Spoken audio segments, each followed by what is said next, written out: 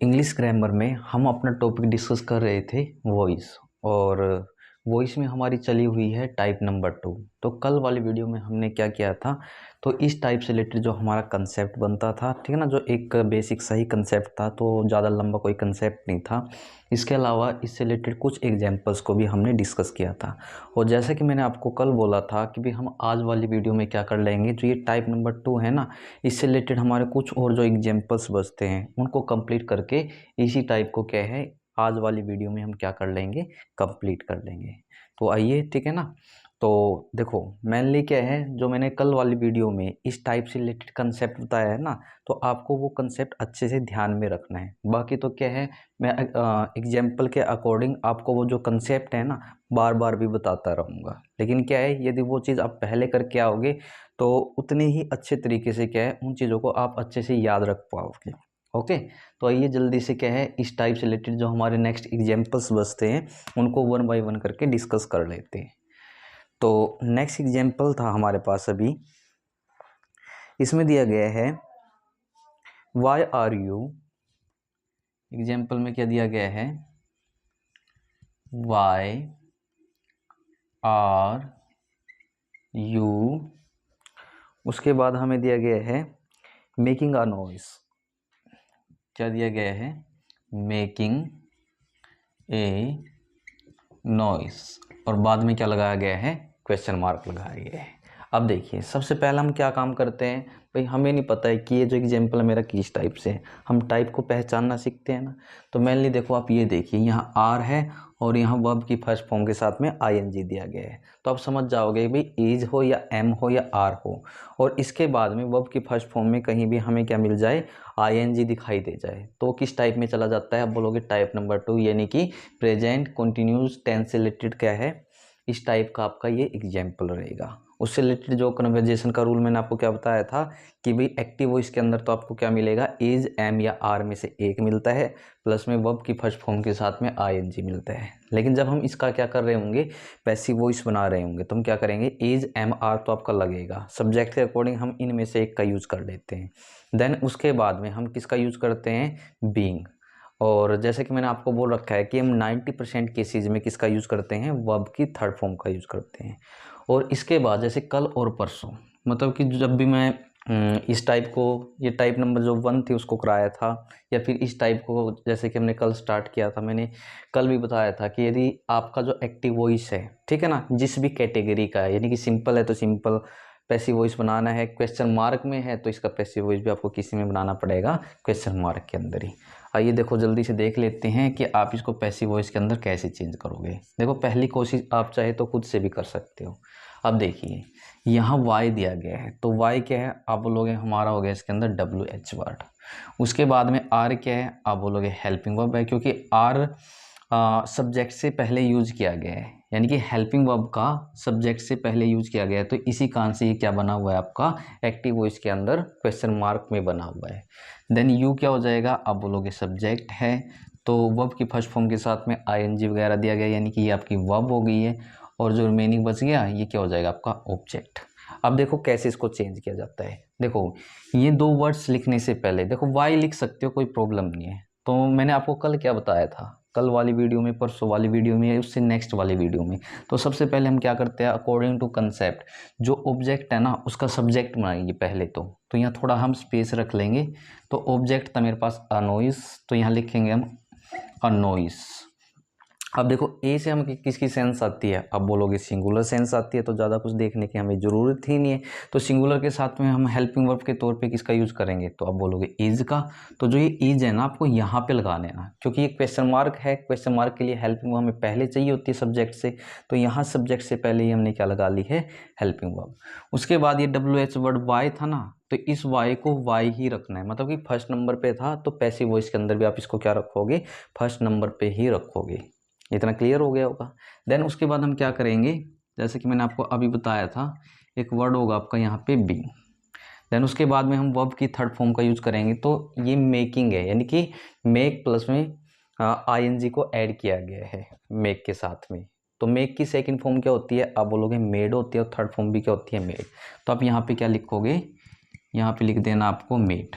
Then उसके बाद हम किसका यूज करते हैं, आप बोलोगे प्रीपोजिशन बाय का यूज कर लेते हैं। देन उसके बाद जो सब्जेक्ट होगा अकॉर्डिंग टू कंसेप्ट हम उसको क्या बना लेते हैं, ऑब्जेक्ट। तो यू का ऑब्जेक्टिव केस क्या होता है, तो आप बोलोगे यू यूअर यू, यानी कि यू का जो ऑब्जेक्टिव केस क्या होगा आपका, आप बोल दोगे यू ही आएगा। अब यदि हमारा क्या था, एग्जाम्पल क्वेश्चन मार्क में था और यहाँ भी सब्जेक्ट से पहले हेल्पिंग वर्ब और WH का यूज करा है आपने, तो आप इसके लास्ट में भी क्या लगा सकते हो, क्वेश्चन मार्क लगाओगे, ठीक है ना। तो ऐसे करके क्या है, जैसा हमारा एक्टिव वॉइस था तो वैसे ही आपको पैसिव वॉइस बना लेना है अकॉर्डिंग टू कंसेप्ट, यानी कि कंसेप्ट का यूज करके, ठीक है। अभी नेक्स्ट एग्जाम्पल मैं आपके सामने लिख रहा हूँ, आप चाहे तो पहली कोशिश खुद से कर सकते हो, उसके बाद यहाँ पे अपना मैच करके देख लेना, ओके। तो नेक्स्ट एग्जाम्पल में हमें दिया गया है हु इज कॉलिंग यू। अब देखिए थोड़ा है ना, ये चेंज है एग्जाम्पल, थोड़ा सा ध्यान से समझना, ठीक है ना, क्योंकि इसके अंदर आपको क्या नहीं दिया गया है, सब्जेक्ट नहीं दिया गया है। तो एग्जाम्पल क्या है, हु इज कॉलिंग यू, और बाद में क्या लगा दिया गया है, यहाँ पे क्वेश्चन मार्क लगा दिया गया है, ठीक है। अब यहाँ पे समझिएगा पहले तो, वैसे तो क्या है, हेल्पिंग वर्ब के तौर पे इज है, वर्ब की फर्स्ट फॉर्म के साथ में ING है, तो इस टाइप से हो गया। तो आई होप इस चीज़ को लेकर भी कैसे हम टाइप को पहचानते हैं, आपको कोई भी प्रॉब्लम नहीं होगी इस चीज़ में। अब देखो ये चेंज कैसे करना है, तो थोड़ा ही कन्फ्यूजन आपको क्या आएगी भाई, इसके अंदर ना मुझको कहीं भी सब्जेक्ट नहीं दिखाई दे रहा है, कभी गलती से आप इस कॉलिंग को ही अपना सब्जेक्ट मान बैठो, ठीक है ना, यहाँ कॉलिंग आपका सब्जेक्ट नहीं है। अब देखो सबसे पहले क्या है, पैसिव वॉइस में चेंज करने से पहले मैं कुछ चीज़ें बता देता हूँ। ये तो सभी को पता है क्या है, आप बोलोगे ये हो गया हमारा WH वर्ड, ठीक है। उसके बाद इज हमारी क्या होती है, हेल्पिंग वर्ब है, तो यहाँ वर्ब की फर्स्ट फॉर्म के साथ ING यानी कि कॉल है, यहाँ पे कॉल के साथ में ING को ऐड किया गया, तो तब जाके क्या बना है, ये कॉलिंग बना है।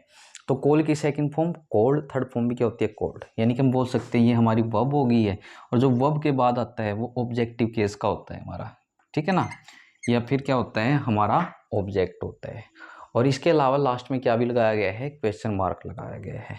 अब देखो थोड़ा हमें यहाँ रफ में बता देता हूँ आपको, यदि कोई भी एग्जाम्पल आपका किससे स्टार्ट हो, एक्टिव वॉइस के अंदर हु से स्टार्ट हो, ये किस में है आपका, एक्टिव वॉइस के अंदर। जब आप हु वाले एग्जाम्पल का पैसिव वॉइस क्या है, पैसिव वॉइस बना रहे होंगे, तो आपको क्या करना है, इस हु को बाय हुम के अंदर कन्वर्ट कर लेना है, ठीक है ना, क्या कर लेना है, इस हु को बाय हुम में कन्वर्ट कर लेना है। बाकी क्या है, जैसे आप नॉर्मल चेंज करते हो ऐसे ही क्या है, आगे भी आप इस एग्जाम्पल को क्या कर लोगे, चेंज कर लोगे। आई होप आपको ये चीज़ समझ में आई होगी। तो ये है हमारा एक्टिव वॉइस, तो इसका हम बनाएंगे पैसिव वॉइस। अब जैसे कि क्या है, तो हु को क्या बोला मैंने, पैसिव वॉइस के अंदर बाय हुम में कन्वर्ट कर लेना है। तो हु का क्या हो जाएगा, आप लिखोगे बाय हुम। देखो इंपॉर्टेंट एग्जाम्पल है ये, इसी टाइप के जो एग्जाम्पल है ना, आपको कंफ्यूज करने के लिए आपके एग्जाम में बहुत ज़्यादा डाले जाते हैं ये, ठीक है ना। और आप क्या है, कई बार जो ऑप्शंस होते हैं उनको देख के भी कंफ्यूज हो सकते हो।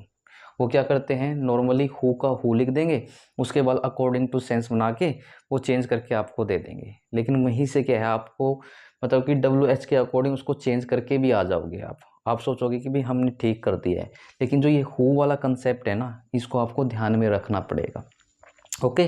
तो जैसे कि अभी यहाँ हु था, तो हु को हमने किस में चेंज कर लिया है, बाय होम के अंदर चेंज कर लिया है। देन उसके बाद हम क्या करते हैं, देखो तो यहाँ हेल्पिंग वर्ब लगाने से पहले, जैसे कि मैं आपको बोलता हूँ, पहले क्या लिखिए, जो ऑब्जेक्ट है ना उसका सब्जेक्ट बना लीजिए। तो ऑब्जेक्ट में क्या था, यू था, तो मैंने यहाँ क्या लिखा, यू। तो ऑब्जेक्ट का एक किस्म से मैंने यहाँ पे सब्जेक्ट बनाया है।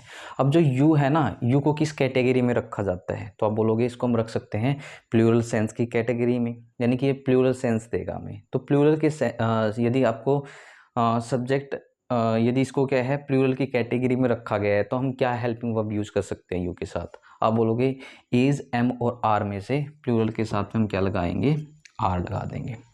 देन उसके बाद आप किसका यूज़ करोगे, यू के बाद में आपको यूज़ कर लेना है बीइंग का। देन उसके बाद हमें क्या करना है, वर्ब के तौर पे वर्ब की थर्ड फॉर्म का यूज़ करना है। कभी गलती से आप दोबारा फिर यहाँ पे बाई लगा दो, ठीक है ना, क्योंकि क्या है, इस बाई का जो यूज़ है ना आप ऑलरेडी स्टार्टिंग में कर चुके हो, ठीक है ना।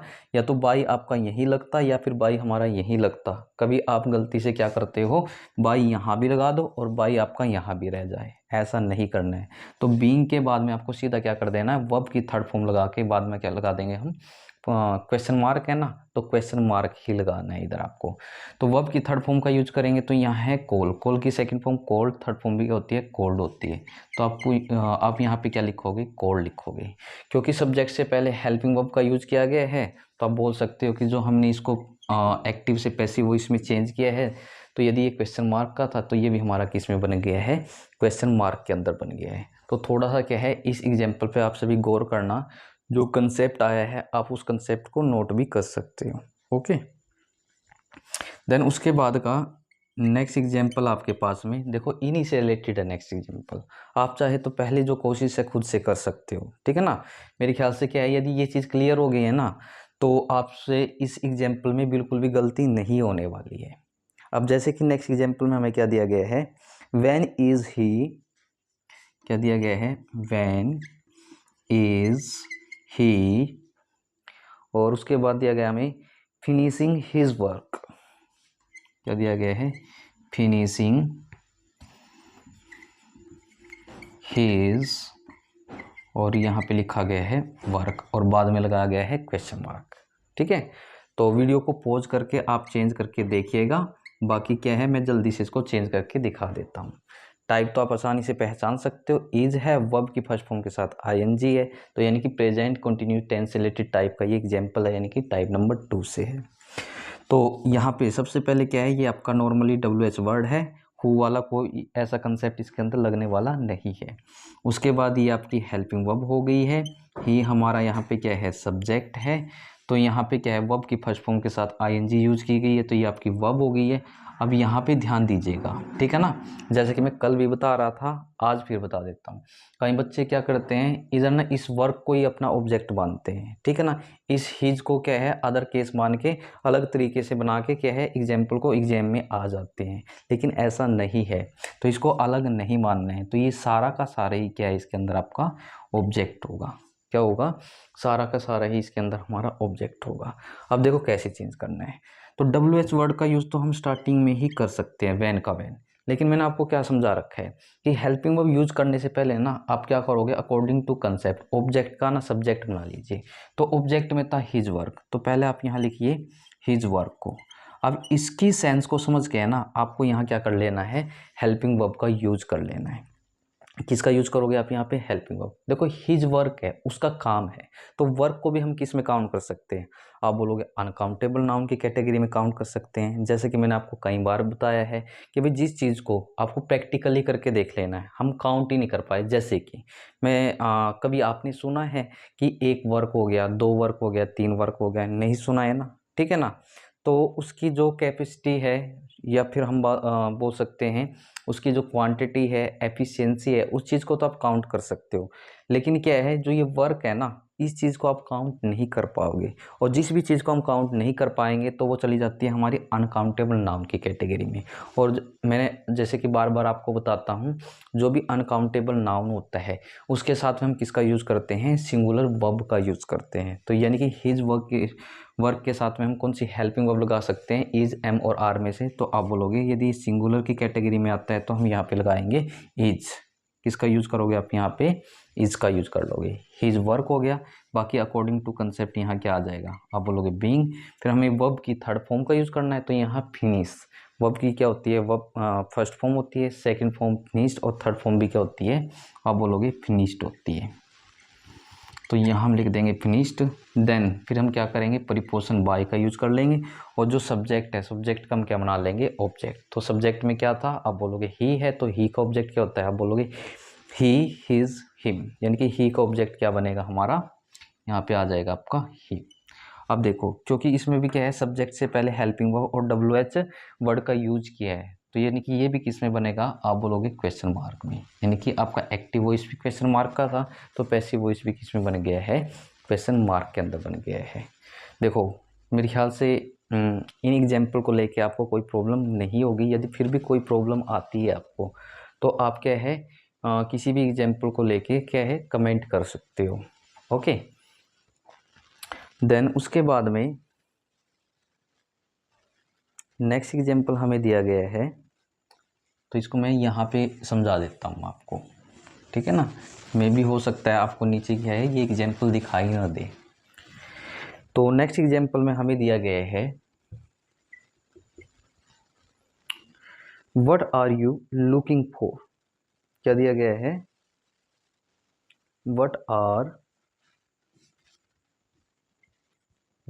आर, उसके बाद में आगे हमें दिया गया है यू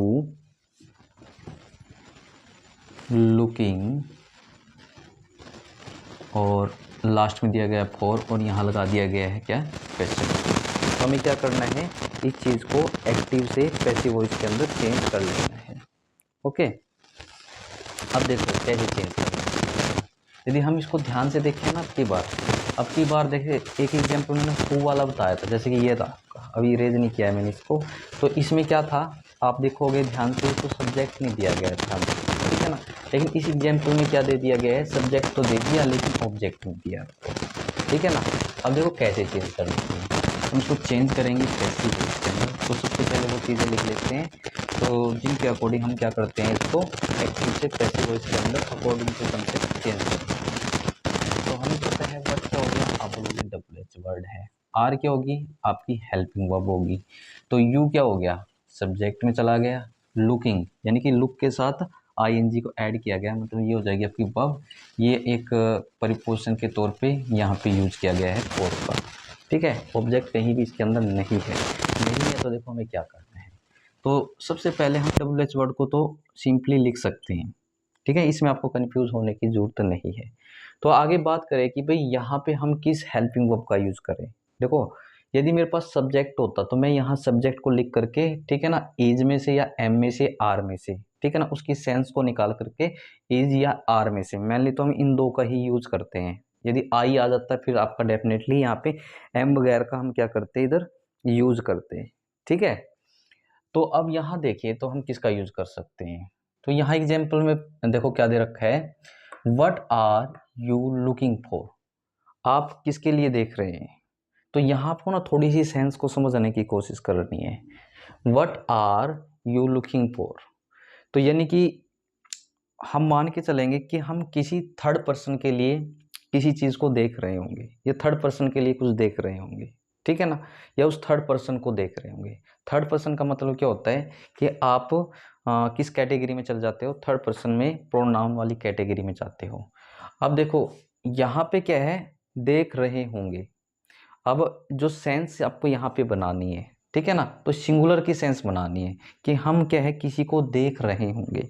तो यानी कि कोई थर्ड पर्सन है, थर्ड पर्सन का मतलब कोई सिंगुलर पर्सन है, थर्ड पर्सन का मतलब क्या है, कोई सिंगुलर पर्सन है। तो इसका मतलब क्या हुआ, इज एम आर में से यदि सिंगुलर की हमें इसके अंदर सेंस आ रही है। देखो जैसा कि मैं बोलता हूँ, इंग्लिश ग्रामर के अंदर ये नहीं होता है कि मैं बोल दूँ 100 का 100% ही आपका ग्रामर का रूल लगता है, ठीक है ना। तो यहाँ पे क्या होता है भी 40% आपको अपनी कॉमन सेंस के अकॉर्डिंग एग्जाम्पल को समझ करके उसकी जो सेंस है ना वो निकालनी होती है।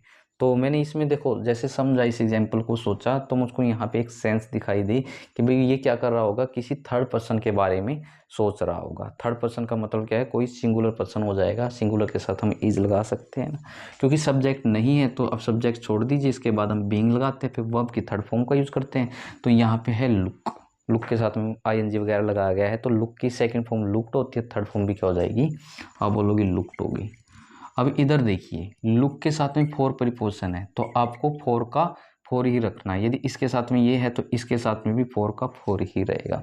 देन फिर हम नॉर्मली क्या करते हैं, प्रीपोजिशन बाय का यूज कर लेंगे। देन उसके बाद जो आपका सब्जेक्ट है ना, सब्जेक्ट का हम क्या बना देंगे, ऑब्जेक्ट। तो यू का ऑब्जेक्टिव केस क्या होता है, तो आप बोलोगे यू का ऑब्जेक्टिव केस यू ही होता है, क्योंकि यहाँ भी जो हेल्पिंग वर्ब है WH वर्ड है आपका स्टार्टिंग में ही यूज किया गया है। तो यानी कि हम लास्ट में क्या लगा सकते हैं, क्वेश्चन मार्क लगा सकते हैं, ठीक है ना। तो थोड़ा सा ध्यान से इसकी सेंस को समझने की कोशिश करना, जल्दबाजी में कुछ भी एग्जाम के अंदर आपको गलत नहीं करके लेके आना है, ठीक है ना। कभी आप वहाँ पे जाओ और गलत ऑप्शन को वहाँ पे मार्क कर दो, थोड़ा सा समझना है आपको, थोड़ा सा सोचना है, और जितनी हो सके ज़्यादा से ज़्यादा प्रैक्टिस करोगे तो आपको ना ये चीज़ें भी अच्छे से समझ में आ जाएंगी। ओके, तो देखिए इस वीडियो में जो आपकी टाइप नंबर 2 है ये कंप्लीट हो जाती है, ठीक है ना। तो आपको करना क्या है, यदि किसी एग्जाम्पल को लेके इस टाइप में कोई डाउट होता है तो उसी मतलब कि वीडियो को चला करके आपको क्या है वो एग्जाम्पल या फिर उस एग्जाम्पल का जो भी कंसेप्ट है उसको ध्यान से समझना है। इसके अलावा जैसे कि मैं बार बार बोलता हूँ, जो भी आपके पास में अदर सोर्स है ना, अदर बुक है, कुछ भी है, वहाँ से क्या करना है, इस टाइप से रिलेटेड जो भी एग्जाम्पल मिल जाए तो ज़्यादा से ज़्यादा आपको क्या करनी है, प्रैक्टिस करनी है। तो इस वीडियो में बस इतना ही। कल मिलेंगे अपनी नेक्स्ट वीडियो में एक नई टाइप के साथ, यानी कि टाइप नंबर 3 के साथ। तो इस वीडियो में बस इतना ही।